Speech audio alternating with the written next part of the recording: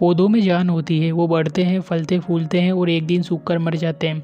विज्ञान कहता है कि पौधे हमारी छुअन को महसूस करते हैं, उन्हें दर्द होता है। साइंस जर्नल में इजराइल की यूनिवर्सिटी के कुछ बायोलॉजिस्ट की एक रिसर्च छपी थी, जिसके मुताबिक पौधे अगर तनाव या दिक्कत में होते हैं तो वो भी आवाज़ करते हैं, और उन्होंने जैसी दिक्कत झेली है उसी के हिसाब से उनकी आवाज़ भी बदलती है। ये आवाज़ मशीनों से कई फीट दूर से सुनी जा सकती है।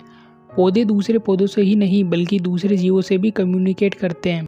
ऐसा करते वक्त उनसे एक केमिकल निकलता है। इस दौरान उनसे मक्खियों के भिनभिनाने जैसी आवाज़ें आती है। लेकिन जब इन आवाज़ों पर रिसर्च करके इन्हें डिटेक्ट करने की बात आती है, इसको लेकर तंबाकू और टमाटर के पौधों पर भी रिसर्च की गई है। तंबाकू और टमाटर के पौधे पर हुई है क्योंकि ये दोनों ही पौधे आसानी से उगते हैं और इनकी जेनेटिक्स को बेहतर तरीके से समझा जा चुका है। एक्सपेरिमेंट के लिए पौधों को लकड़ी के साउंड प्रूफ बॉक्स में रखा गया। न इन बॉक्सों के अंदर कोई आवाज़ जा सकती थी, न ही अंदर से कोई बाहर आ सकती थी। बॉक्सों में पौधों के अलावा कोई ऐसी चीज़ भी नहीं थी जिससे किसी तरह की आवाज़ होती। बॉक्स में 3 तरह के पौधे रखे गए थे। एक वो जिन्हें कई दिनों से पानी नहीं दिया गया था, दूसरे वो जिनके तने काट दिए गए थे, और तीसरे वो जो सामान्य थे।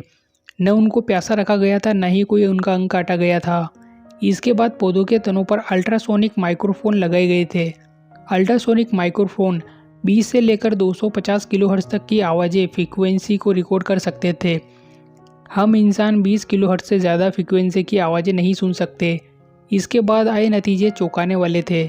एक तो पौधों की आवाज़ रिकॉर्ड हो गई, और दूसरा वो पौधे जिन्हें पानी नहीं दिया गया था या जिनके तने काट दिए गए थे, उन्होंने ज़्यादा आवाज़ की।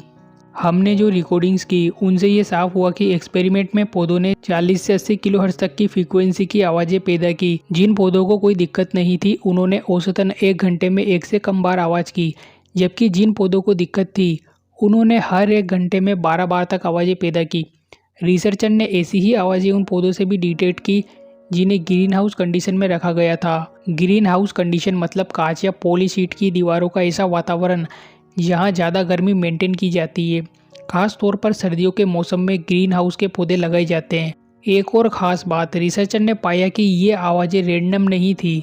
टमाटर और तंबाकू के अलावा गेहूं, मक्का, कैक्टस, अंगूर जैसे पौधों पर भी रिसर्च हुई। सभी पौधे अलग अलग दिक्कतों के लिए अलग अलग तरह की आवाज़ें निकाल रहे थे। इस एनालिसिस में मशीन लर्निंग का भी इस्तेमाल किया गया था, जिससे 70% तक ये ठीक ठाक पता चल गया कि पौधे कौन सी दिक्कत के लिए किस तरह की आवाज़ें कर रहे हैं। मतलब आर्टिफिशियल इंटेलिजेंस का इस्तेमाल करके रिसर्चर पौधों के तनाव के प्रकार और उसके स्तर को तय करने में सफल रहे। इस स्टडी से हमने एक बहुत पुराने वैज्ञानिक विवाद को सुलझाया है। हमने साबित किया है कि पौधे आवाज़ें निकालते हैं। हमारे निष्कर्षों से साफ है कि हमारे आसपास की दुनिया पौधों की आवाज़ों से भरी हुई है, और ये आवाज़ें ये जानकारी भी देती है कि पौधों को पानी की ज़रूरत है या फिर वो घायल है। रिसर्च पेपर के मुताबिक पौधों से आने वाली ये आवाज़ें पॉपकॉर्न की पॉपिंग जैसी है। इन्हें 16 फीट की दूरी से रिकॉर्ड किया जा सकता है। इन्हें चूहे जैसे जानवर भी सुन सकते हैं, लेकिन ये हमारी हियरिंग रेंज से बाहर होती है। हमारी हियरिंग रेंज कितनी है, किस रेंज की साउंड वेव हम सुन सकते हैं, इसके 2 आयाम हैं। एक आवाज़ की इंटेंसिटी और दूसरा फ्रीक्वेंसी।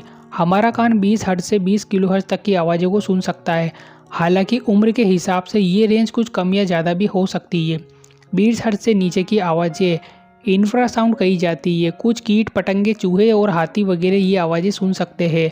और 20 किलोहर्ट्ज यानी 20,000 हर्ट्ज से ज़्यादा फ्रीक्वेंसी की साउंड वेव को अल्ट्रासाउंड कहा जाता है।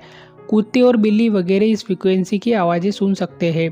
वहीं चमगादड़ और डॉल्फिन करीब 160 किलोहर्ट्ज तक की हाई फ्रीक्वेंसी की आवाज़ें सुन सकते हैं। ये तो हो गई फ्रीक्वेंसी की बात। अब इंटेंसिटी को समझिए। कहा जाता है कि पटाखों में तेज आवाज़ें कान को नुकसान पहुंचा सकती है। आंकड़ों में कहा जाए तो 90 डेसिबल या इसके ऊपर की तेज आवाज़ खतरनाक होती है।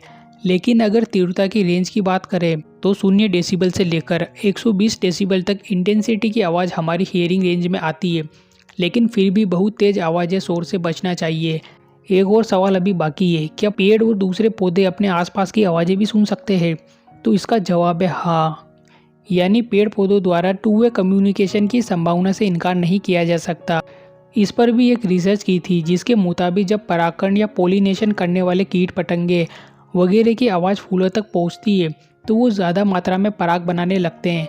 एक भारतीय वैज्ञानिक थे जगदीश चंद्र बसु। उन्होंने साल 1901 में ही साबित कर दिया था कि पेड़ पौधों में जान होती है। उन्होंने पेड़ पौधों की हरकतों को रिकॉर्ड भी किया था। लेकिन ये तथ्य नया है कि पौधे अपने एहसासों को अपनी आवाज़ से जाहिर कर सकते हैं।